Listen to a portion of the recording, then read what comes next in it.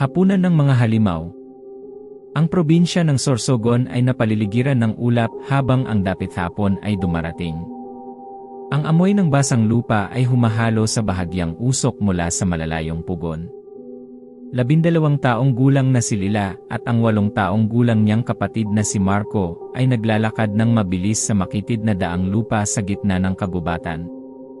Ang kislap ng mga alitaptap ang nagdala sa kanila sa kailaliman ng gubat. At ngayon, sa pagkawala ng araw, ang kagubatan ay tila mas lumalawak at bumabalot sa kanila. Lila, mahinang bulong ni Marco, habang mahigpit siyang kumakapit sa kamay ng kanyang ate. Sabi ni Lola, huwag tayong magtagal sa labas kapag madilim na. Alam ko, sagot ni Lila, bagaman nanginginig ang kanyang boses. Matatagpuan natin ang daan pabalik. Ngunit ang daan ay nawala na. Nagpaligoy-ligoy sila sa maze ng mga puno, ang matatayog na kahoy ay nagpapakita ng mahahabang anino. Ang dati pamilyar na ingay ng mga kuliglig ay biglang napalitan ng nakakakilabot na katahimikan, na binabasag lamang ng kanilang mga yapak sa malambot na lupa. Mula sa kawalan, isang tunog ang bumalot sa katahimikan, isang basang, kaladkad na ingay, tulad ng isang mabigat na bagay na hinihila sa lupa. Napatigil si Lila, ang puso'y kumakabog. Narinig mo ba yon? Tumango si Marco, ang mga matay nanlaki habang ang ingay ay lumalakas, kasabay ng isang malamig at paos na boses. Saan kayo pupunta, mga bata? Ang boses ay bumalot sa hangin, malamig at nakakakilabot. Mula sa dilim ay lumitaw ang isang payat na figura, isang kalansay na halos balat at buto na lamang. Ang kanyang pisngi hukot at ang kanyang mga mata ay nagliliwanag sa dilim. Ang kanyang bibig ay nakangiti, puno ng mga ngipin na parang punyal. Naligaw ba kayo? Bulong niya, ang ngiti lumawak ng hindi likas. Bago pa man sila makasigaw, isang malakas na kaluskos ang sumunod, at isang mataas na figura ang humakbang papalapit sa liwanag ng buwan. Babae ang anyo nito, ngunit halata agad na hindi ito tao.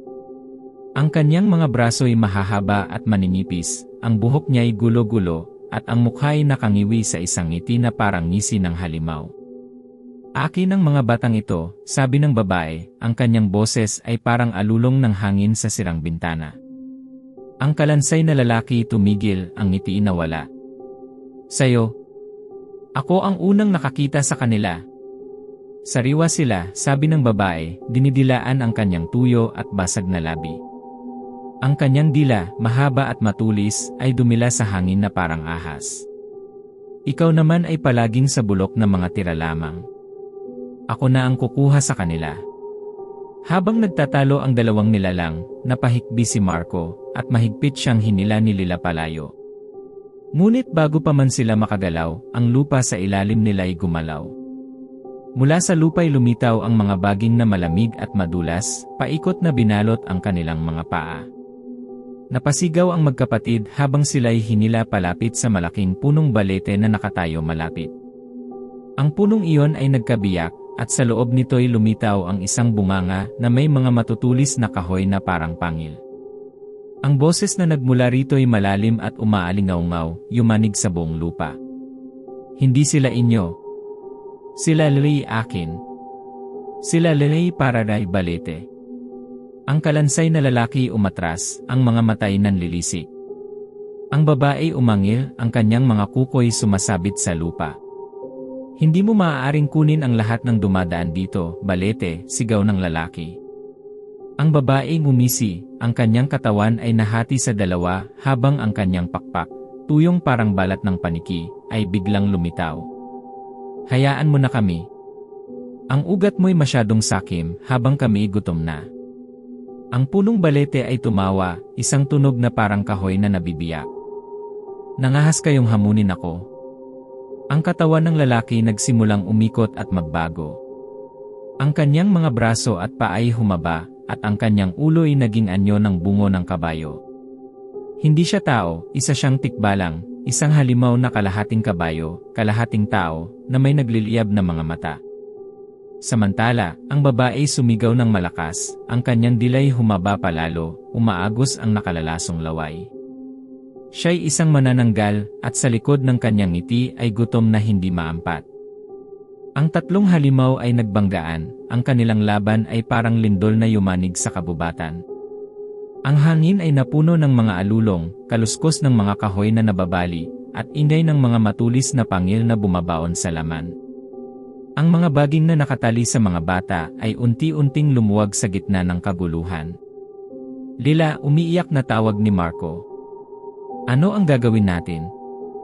Nagmadali ang utak ni Lila, naalala ang mga kwento ni Lola, asin laban sa manananggal, panlilinlang laban sa tikbalang, ngunit ang balete.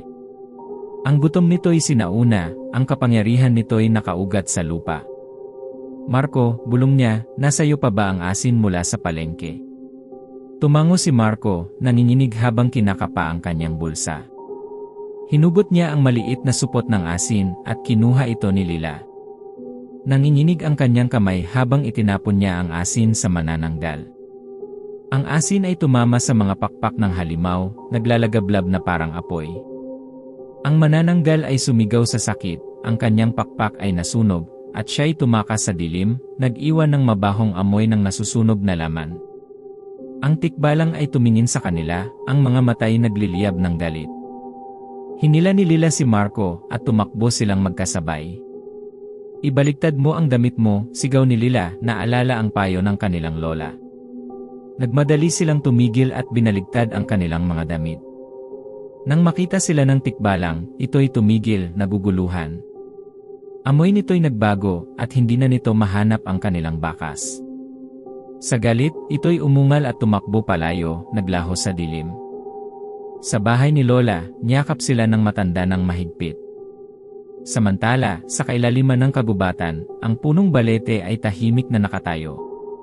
Ang ugat nito'y gumalaw, hinihila ang mga pira-pirasong katawan ng tikbalang at manananggal pababa sa lupa. Hindi nito kailangan ang mga bata. Napakabusog na nito. Papayag ka bang magtungo sa gubat kapag madilim na?